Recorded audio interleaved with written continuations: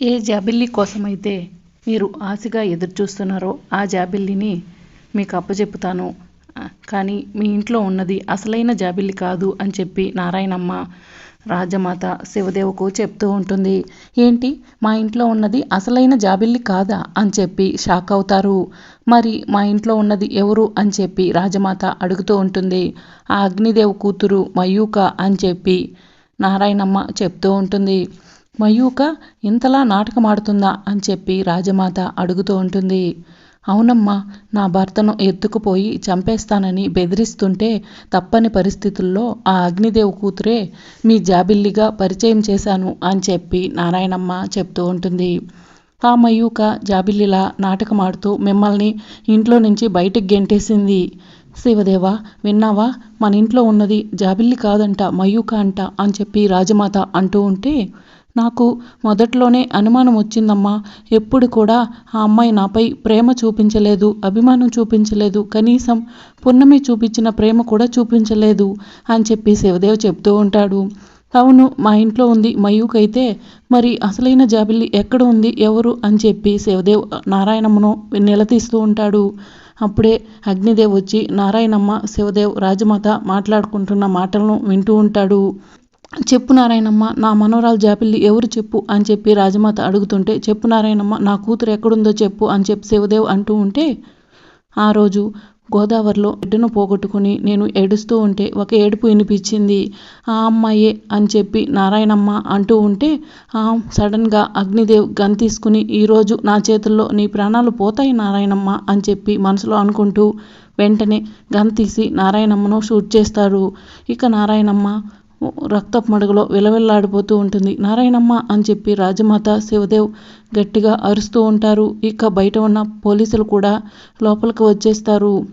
ఎవరు, నారాయణమ్మను షూట్ చేసింది ఎవరు అని చెప్పి శివదేవ్ అక్కడికి వెళ్ళి చూస్తూ ఉంటాడు. అక్కడ ఎవరు కనిపించకపోవడంతో ఇక్కడ మనుషులు ఎవరు లేరే అని చెప్పి వెనక్కి రాబోతుంటే శివదేవ్కి అక్కడ గన్ కనిపిస్తుంది. ఈ గన్ను ఎవరు ఇక్కడ పెట్టారు అని చెప్పి గన్ తీసుకుని లోపలికి వస్తాడు. ఇక నారాయణమ్మ, రాజమాత అరుపులకు పున్నమి అందరూ కూడా లోపలికి వస్తారు. అప్పుడే అగ్నిదేవ్ కూడా వచ్చి, ఏంటి ఇంకా చూస్తున్నారు, లోపలికి పదండి అని చెప్పి పోలీసులను అంటూ ఉంటే అగ్నిదేవ్తో కలిసి పోలీసులు కూడా లోపలికి వెళ్తారు. అమ్మ, ఏమైందమ్మా, ఏమైందమ్మా అని చెప్పి పున్నమి ఏడుస్తూ ఉంటుంది. ఇక నారాయణమ్మ మాట్లాడలేని పరిస్థితుల్లో పున్నమి చేతిని రాజమాత చేతిలో పెట్టి కన్ను మూస్తుంది. ఇక పున్నమి ఏడుస్తూ ఉంటే ఎవరు ఈ పని చేసింది, అంతకుడు ఎవరు అని చెప్పి పోలీసులు అడుగుతుంటే కళ్ళెదురుగా నేరస్తుని పెట్టుకుని ఎవరు అంటారేంటి, ఇదిగో ఈ శివదేవ్ చేతిలో గన్నుంది, ఈ శివదేవే ఈ నారాయణమ్మను షూట్ చేసుంటాడు అని చెప్పి అగ్నిదేవ్ అంటూ ఉంటే, ఏంటి, నేను షూట్ చేశానా, నిన్ను చంపేస్తాను అని చెప్పి అగ్నిదేవ్ మీదకు శివదేవ్ గన్ తీసుకుని వెళ్తూ ఉంటాడు. ఎస్ఐ గారు, ఏంటి చూస్తున్నారు, వీడిని అరెస్ట్ చేయండి అని చెప్పి అగ్నిదేవ్ అంటూ ఉంటాడు. మా నాన్న మా అమ్మను షూట్ చేయలేదు, ప్లీజ్ ఎస్ఐ గారు వినండి అని చెప్పి పున్నమి అంటూ ఉంటుంది. ఇప్పుడు మాకు కనిపించే సాక్ష్యాలే మాకు ఆధారాలు, అతని చేతిలో గన్ ఉంది కాబట్టి అతనే షూట్ చేశాడని మేము అనుకుంటున్నాము అని చెప్పి ఇతన్ని అరెస్ట్ చేసి రిమాండ్కి తీసుకెళ్తాం. ఏమైనా చెప్పాల్సి ఉంటే మీరు పోలీస్ స్టేషన్లో కానీ లేదా కోర్టులో కానీ తేల్చుకోండి అని చెప్పి శివదేవుని తీసుకుని పోలీసులు అక్కడి నుంచి వెళ్ళిపోతారు. టైంకి వచ్చాను కాబట్టి సరిపోయింది, లేకపోతే మా బండారం బయటపడేది అని చెప్పి అగ్నిదేవ్ మనసులో అనుకుంటూ ఉంటాడు. నా చేతికి మట్టి అంటకుండా పని పూర్తి చేశాను అని చెప్పి అగ్నిదేవ్ మనసులో అనుకుంటూ ఉంటాడు. ఇక మరోవైపు పున్నమి నారాయణమ్మ ఫోటో దగ్గర కూర్చుని ఏడుస్తూ ఉంటుంది. మా అమ్మ నా చేతుల్లోనే కన్ను మూస్తుంటే నేను ఏమీ చేయలేకపోయాను అని చెప్పి ఏడుస్తూ ఉంటే, ఇదంతా జరిగింది నీ వల్ల కాదా, మీ అమ్మ ఇక్కడ ఉందా అని చెప్పి పోలీసులు అడిగితే లేదని అబద్ధం చెప్పావు, ఉందని ఒక్క మాట చెప్పుంటే పోలీసులు మీ అమ్మను తీసుకెళ్లేవారు కదా, శివదేవ్ గారు అరెస్ట్ అయ్యేవారు కాదు కదా అని చెప్పి లక్ష్మి అంటూ ఉంటుంది. నారాయణమ్మను తరుముకుంటూ పోలీసు వాళ్ళు వచ్చారు. నారాయణమ్మ ఇక్కడే ఉందని తెలిస్తే నారాయణమ్మను ఏం చేస్తారని నేను కూడా నిజం చెప్పలేకపోయాను అని చెప్పి రాజమాత చెప్తూ ఉంటుంది.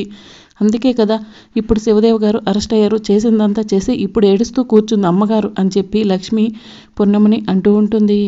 పున్నమి ఇప్పుడు ఏడుస్తూ కూర్చుంటే గడిచిపోయిన కాలం తిరిగి రాదు, చనిపోయిన మనిషి వెనకరారు అందుకని చెప్పి వెళ్ళి ఆ అగ్నిదేవ్ కుటుంబంపై పోరాడదాం అని చెప్పి రాజమాత చెప్తూ ఉంటుంది. అవును నానమ్మ, మా అమ్మను చంపిన ఆ అగ్నిదేవ్ కుటుంబాన్ని జైలుకు పంపిస్తాను, అప్పటి వరకు నేను ఆ అగ్నిదేవ్ కుటుంబంపై పోరాడుతూనే ఉంటాను అని చెప్పి పున్నమి అంటూ ఉంటే, నీకు ఈ విషయంలో ఎలాంటి సహాయం కావాలన్నా నేను చేస్తాను అని చెప్పి పృథ్వీ అంటూ ఉంటాడు.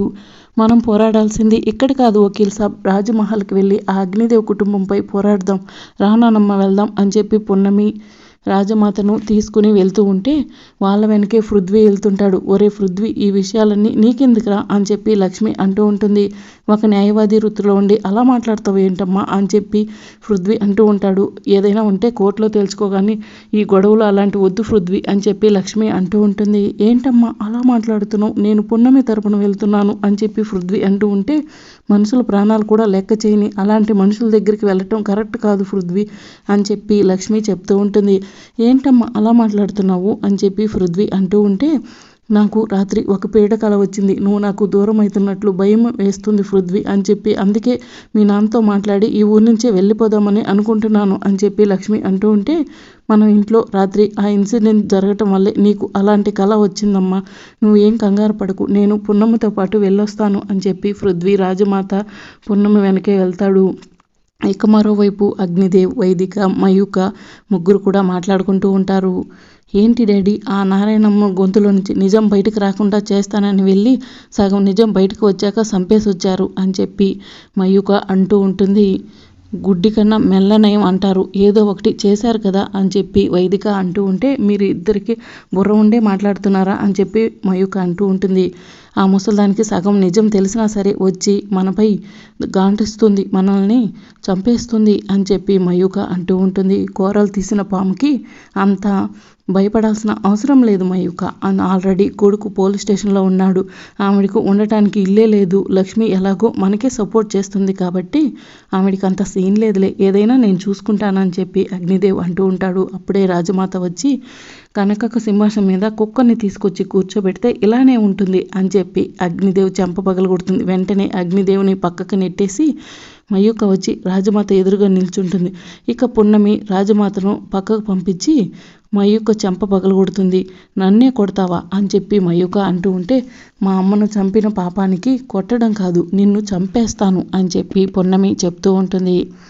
మీరు చేసిన తప్పులు బయటకు రాకూడదని చెప్పి మా అమ్మను చంపేస్తారా, ఎన్ని రోజులు దాచిపెడతారు నిజాలు అని చెప్పి పున్నమి అంటూ ఉంటే, మేమేం నిజాలు దాచిపెట్టాం అని చెప్పి అగ్నిదేవ్ అంటూ ఉంటే, నాకు అంతా తెలుసురా, ఈ ఇంట్లో ఇన్ని రోజులు జాబిల్లిలా ఉంటుందని మయూకున అని మాకు తెలుసు అని రాజమాత అంటూ ఉంటుంది.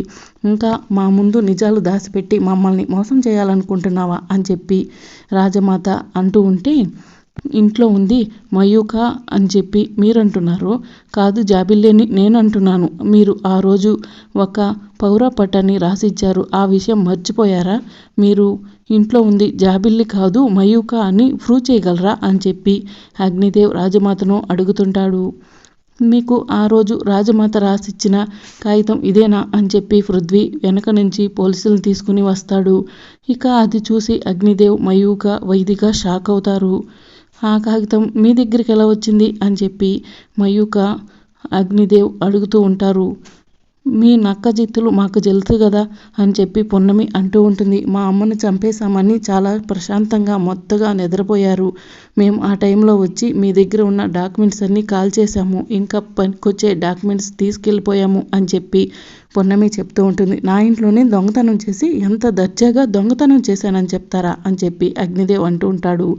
ఇంకా ఏంట్రా నీ నక్క జిత్తులు మా దగ్గర వేస్తున్నావు, మీరు బ్రతకడానికి వీల్లేదు, నా కొడుకుని జైలుకు పంపించి మమ్మల్ని ఈ కోటకి రాజు రాణిలా బ్రతికిన మమ్మల్ని అనాథలను చేశారు, అలాంటి మీరు ఈ లోకంలో ఉండడానికి వీల్లేదు, మిమ్మల్ని చంపేస్తాను అని చెప్పి రాజమాత మయూక గొంతు పట్టుకుని నొక్కుతూ ఉంటే, నానమ్మ వద్దు నానమ్మ, వీళ్ళని చంపి పాపం మూటగట్టుకోకండి, పోలీస్ స్టేషన్కి మీరు కూడా వెళ్తారు అని చెప్పి పున్నమి అంటూ ఉంటే, అవును రాజమాత, వీళ్ళు శిక్షించడానికి నేను పోలీసులతో వచ్చాను, వాళ్ళని వదిలిపెట్టండి అని చెప్పి పృథ్వీ చెప్తూ ఉంటాడు.